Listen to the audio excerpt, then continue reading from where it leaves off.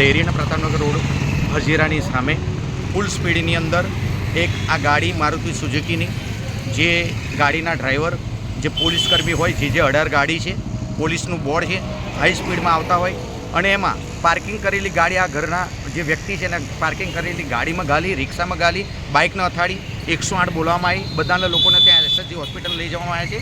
અને આ જે ગાડી અંદર ચેક કરતાં જોયું કે દેશી દારૂની બોટલ છે અને ગ્લાસ છે, ચવાનું છે, મીન્સ કે જે એ લોકો જે ખાતા હોય એ છે. એટલે આટલી ફૂલ સ્પીડમાં છે અને બધાને 108માં ત્યાં પોલીસકર્મી લઈ ગયા છે. જોવાનું એ રહેશે કે રક્ષક ભક્ષક બન્યો છે ત્યારે આ કેટલા કાયદાકીય જોગવાઈ પ્રમાણે આની ઉપર શું ગુનો દાખલ થાય છે અને શું સસ્પેન્ડ કરવામાં આવે છે, ડિસમિસ કરવામાં આવશે, એ જોવાનું રહેશે. અને જો સામાન્ય નાગરિક કરતો હોય છે ત્યારે એની ઉપર એક્શન લેવામાં આવશે. જોવાનું એ રહેશે કે પોલીસ ઉપર કેવી રીતે એક્શન લેશે.